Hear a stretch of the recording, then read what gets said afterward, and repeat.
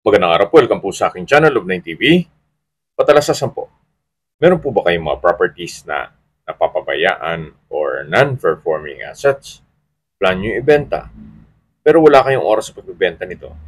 Kung ito'y pagkakatiwala nyo po sa amin, tawag lang po kayo sa aking numero, usap po tayo, gawan ko po ng video for free. Yes, libre po, wala po kayong babayaran. Tutulungan pa namin kayong mabenta ang inyong property. Kami na po pala sa marketing, sa boosting or paid ads, even sa tripping. Hindi na po kayo mapapagod sa pag-entertain ng mga buyers. Kami na po pala sa lahat. Tawag lang po kayo. Nandito po tayo ngayon sa Naik, Cavite kung saan meron po tayong bagong video presentation. Isang private farm resort na may lot area na 6,740 square meters. Ito po yung titulado, kaya wala po kayong maging problema sa documentation o sa transfer ng title.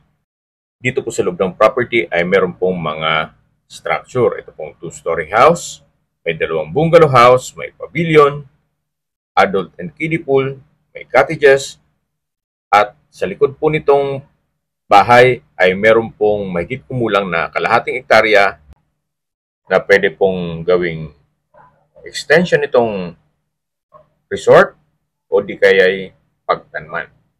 Ito po yung harapan ng bahay at meron pong pathway. Mula po dito matatanaw natin ang pavilion. Then meron pong mga garden set sa gilid dito. Yan po yung harapan ng bahay na kung saan nakabakod na po. At ito po ay along the highway. Nandito po tayo sa gilid ng bahay kung saan dito po yung poolside at ito po yung pavilion. Malaki po ang espasyo niyan.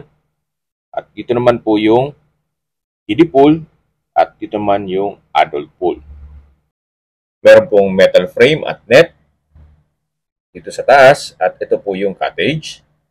Dito po sa kabilang side ng cottage ay meron pong mga ihawan. At dito naman po ay may panibagong structure kung saan isa rin po ito sa malaking cottage. Ito po yung tinutukoy ko sa inyo na mahigit kumulang na kalahating hektarya. Na pwede po itong gawing events place o di kaya'y extension ng resort. O kung mahilig kayo magtanim, pwede naman itong taniman. Napakalawak po. Ang kagandahan po dito sa property ay napakatahimik ng lugar, sariwang hangin, at sa klima naman po, banayad lang, hindi naman siya ganun kainit at hindi naman ganun kalamig. Dito po tayo sa dulo nitong swimming pool kung saan ito po ay guitar shape. Then meron pong tower na pwede rin dyan pumesto ang lifeguard. At dito naman po ay meron pong stock room. Then yan po yung likod ng bahay. At dito naman po yung balkonahe. Then matatanaw natin yung pavilion. Actually, galing na po tayo dito kanina. Yung sa harapan ng bahay. Kung pag-start ng video, diyan na po tayo pumwesto. Yan po yung garden set. At ito na po yung main house. Ang kagandahan po dito sa property to ay meron na po kayong possible na gawing rest house. At kung sakali man na i-convert nyo sa staycation business, yung 2 bahay na bungalow house, ito po yung magiging income generating aside from dun sa mga pag-swimming sa private pool. So yan po yung harapan ng bahay. Yan po yung main gate at highway na po yung labas niya. So ito po yung main door. Ito po yung naka-double aluminum screen door. Ganun din po dito sa loob, double wooden door. At welcome po dito sa bahay ni Ma'am at Sir. Napakaganda po ng disenyo nitong ceiling, wooden carved. Open concept lang po ito, kaya maaliwalas.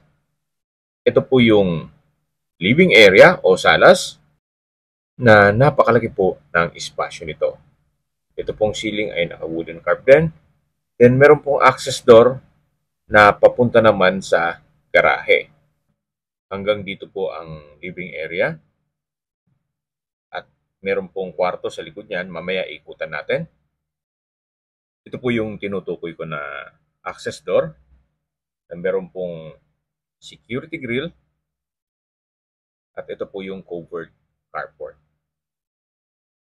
Mula po dito matatanaw naman yung main gate. At iyan po yung driveway. Balik ulit tayo dito sa loob. Tunghayin nyo po itong living area. Napaganda po ng disenyo nitong ceiling. Lipat po tayo dun sa kabilang side. Yan po yung main door. At matatanaw naman natin yung dining area at kitchen. Sa ngayon po, may nilagay muna sila na sofa set. Then, sa gilid po nito ay meron pong customized na glass window. Maganda rin po ang disenyo nito sa ceiling. At ito naman po yung formal kitchen. Ito pong formal kitchen ay malaki din ang espasyo. May breakfast nook, kitchen countertop, wall-mounted cabinet, range hood, then double stainless sink with faucet, at storage ng kitchen utensils. Maganda rin po ang disenyo nitong ceiling. So mula po dito sa formal kitchen, dito naman po yung access door. At ito'y solid wood na papunta naman dito sa service area. Hanggang sa dulo po yan. At meron din pong glass window with security grill. At meron pong wall-mounted na sampayan. Mula po dito sa service area, lipat po tayo dito sa kabilang pintuan na kung saan ito'y solid wood door din na papunta naman sa dirty kitchen. Dito po sa dirty kitchen ay malaki din ang espasyo. May stainless sink, may glass windows, at ito'y high ceiling. Then sa dulo po ay meron pong access door na papunta naman ito sa likod ng bahay. At dyan po tayo galing kanina sa may pool side. At itong green na nakikita nyo, yan yung stock room. At ito naman yung likod ng bahay. Yan yung tower. At ito yung swimming pool. Balik ulit tayo sa loob.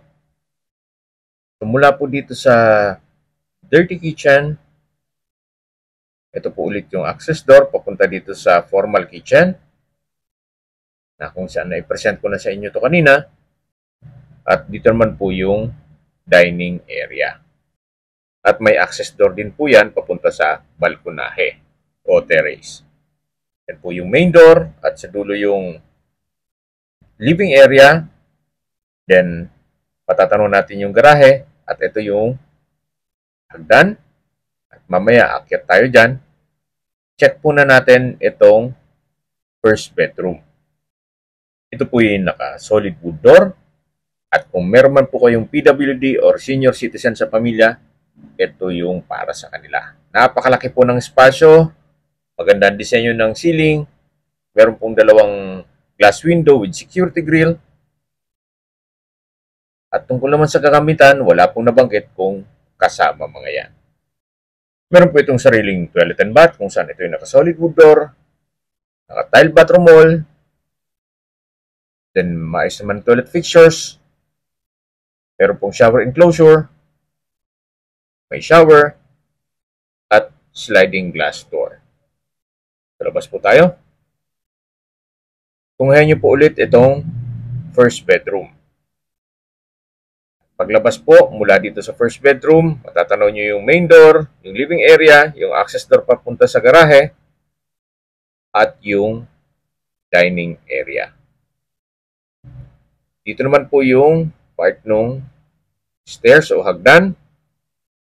Ito pong naka-solid wood door ay yung powder room, na kung saan maayos naman po ang toilet fixtures nito at naka-tile bathroom wall. May hand basin, vanity mirror, maayos po ang pintura ng ceiling at wall, at meron din itong exhaust fan. At high ceiling pa po ito. So ito po yung powder room. Yan po yung tinutukoy ko na understair storage, kung saan pati po ito ay solid wood din ang pintuan. Talagang ginastusan po nila. So, espasyo, Sakto lang. At punong-puno rin po ng mga gagamitan. At ito po yung stairs kung saan ito ay naka-stainless handrail at railing. Then naka-tiled staircase na rin po ito. Samahan niyo po ako, akyat po tayo. Meron po itong staircase window na nag-serve as natural sunlight. At dito po may ilang steps pa. At dito na po tayo sa second floor kung saan ito po yung family area. Napakaganda po ng disenyo nitong ceiling. Hindi siya tinipid, talagang ginastosan nila. At dito naman po yung mga kwarto. Yan po yung staircase window.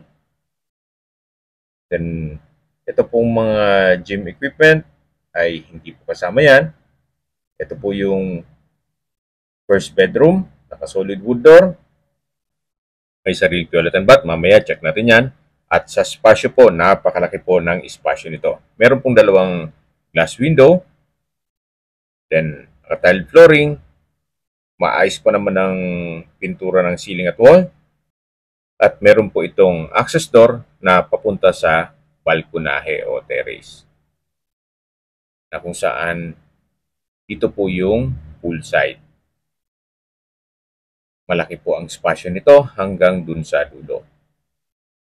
Ito po yung naka-tile flooring, then stainless handrail at railing, at yan po yung guitar shape na adult pool. At matatanaw natin yung bakanting lote at itong mga cottage at pavilion. Bale, dalawang kwarto po ang may access dito sa balkonahe o terrace. So, balik po ulit tayo dito sa loob. Yan po, tunghayan nyo po itong first bedroom dito sa second floor. Ito po palang toilet and bath ay hindi available yung susi. Nakalock po siya. So, siguro upon tripping, ma-check natin yan. So, nandito po ulit tayo sa open below. Yan yung hagdan at yung staircase window. Ito po yung family area o pwede ring entertainment area o gym. Depende po sa inyo once na ma-acquire nyo ito kung anong pwedeng gawin nyo dito. So, dito po yung second bedroom. Naka-solid wood door din po ito at malaki naman ang espasyo.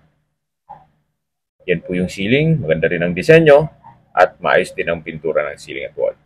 Meron din po itong sariling toilet and bath na naka-solid wood door, naka-tile bathroom wall, maayos ang toilet fixtures, at meron pong shower enclosure na merong sliding glass door. Naka-tile bathroom wall din po dito, then may bathroom window. So far, wala po kayong ipapagawa dito. So, dito po yung second bedroom. Meron pong customized glass window na matatanaw naman natin yung harapan ng bahay. At yung highway na po yun. Ito po yung pavilion na color green ang bubong. At lalabas po tayo. Yan po ulit yung family area o entertainment area. At dito po yung access door papunta sa pangalawang balkonahe o terrace na ang view naman dito ay yung harapan ng bahay. At stainless po ang railing nito. Yan po, tunghayan nyo po itong harapan ng bahay na kung saan yan po yung highway. At ito pong color yellow na bahay ay kasama po yan. Then ito pong pavilion. Then sa dulo po ay meron pong another structure na kasama pa nitong property. Ito po yung French design na glass door. At babalik po ulit tayo dito sa loob. Ito po yung third bedroom na kung saan yan po yung master's bedroom. Meron pong natutulog. Kaya hindi natin mapasok yan. Pan-tripping, pwede po natin i-check yan. Ito naman po yung kwarto na na-check na natin. Samahan niyo po ako, baba po tayo. At habang pinagmamasdan niyo po ito, summarize ko lang po sa mga nag-skip ng video. Ito pong property ay nasa Naik, Cavite. Ito po ay isang private farm resort o rest house na may total lot area na 6,740 square meters. Tungkol sa dokumento nito, ito po ay titulado. Kaya wala po yung maging problema sa documentation o sa transfer ng title. Pero po itong main house kung saan itong na-present ko sa inyo kanina, at yung natatanaw natin, yung pavilion, at meron pong dalawang bungalow house. Yung malapit sa gate at sa likod nitong pavilion. Meron din pong mga cottage, then adult at kiddie pool. At sa likod po nitong property ay napakalaki pa po ng bakanting lote. Pagit kumulang na kalahating hektarya. Ito po ay along the highway at meron pong dalawang entry at exit points. Una po ay Governor's Drive sa Naik at ang pangalawa naman po ay Indang Mendez Road. Mga major roads po yan. Napaganda po ng lokasyon nitong property, gawa ng malapit po ito sa Bataan, Cavite Interlink Bridge. Mamaya po, pag-usapan natin sa dulong parte nitong video. Yan pong dilaw na bahay ay kasama po yan dito sa loob ng property. Pero hindi rin po natin mapasok gawa ng meron pong nakatira. Kumbaga, privacy naman para sa kanila. So yan po, pwede nyong paupahan. So, income generating din po yan. O pwede nyong i-convert sa staycation business. Gawa ng meron din pong amenities gaya ng pool dun sa kabilang side nitong bahay. Yan po yung side view nitong bahay. At dito naman po yung driveway na papunta naman sa main gate.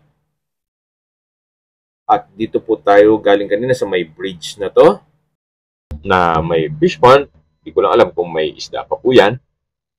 At ito po yung harapan ng bahay na meron pong mga garden set. Check po natin itong sa gilid na balkonahe na hindi pa natin na-check to kanina. Yan po yung access door mula dun sa dining area at ito po yung pool side. Mula po dito sa balkonahe, check na natin itong pavilion. Maayos naman po ang structure nito, malaki ang spasyo, napaganda ng disenyo nitong ceiling, at ito po yung naka glass walls and windows. Kaya napaganda po nitong gawing events place. Para kung small occasion, pwede na po ito. Ito naman po yung kitchen na meron po stainless sink with faucet, tile countertop, at meron pong small window sa dulo. At dito naman po yung kabilang access door. Ito po yung comfort room. Naka-tile bathroom wall. Then maayos din ang toilet fixtures. Meron pong bathroom window. Yan po, tunghayin nyo po ulit itong pavilion na kung saan naka-tile flooring, napaganda ng disenyo, at wala rin po kayong ipapagawa dito. Siguro kung meron man, retouch na lang ng pintura. Paglabas nyo po dito sa pavilion, yan po yung guitar shape na swimming pool. At dito naman po na-maximize nila yung space. Sa ilalim po ng kitchen countertop ay yung shower area. At dito naman sa kabila ay yung common toilet and bath. Na kung saan ito yung naka-tile bathroom wall. At dito naman po sa kabila ay yung pump room o stock room. At yan po yung likod ng bahay na bungalow house na kasama pa yan sa property na binibenta. Ito po yung kiddies pool. Then, mga cottage. At iikutan po ulit natin. Yan po yung first cottage, second cottage. At dito naman po yung mga ihawan. At sa ilalim po nitong last cottage ay meron pa pong storage. Ito po ulit yung pool side. Yan po yung bakanting lote. At dito naman yung cottage na meron pong 1 bedroom with toilet and bath. Dito po sa bungad ay meron pong toilet and bath na naka-tile bathroom wall, may bathroom window, at ito naman yung bedroom. Kung meron man po kayong bisita, pwede rin po itong gawing guest room kung ayaw nyong magnegosyo ng resort business. So, labas po ulit tayo. Dito po sa labas ay meron pong concrete na chairs and tables. So, tunghayan nyo po ulit itong farm lot bago natin tapusin ang video. Napaganda po, napakaaliwalas. There's a lot of rooms for improvement dito. Kung ano man ang magiging project nyo.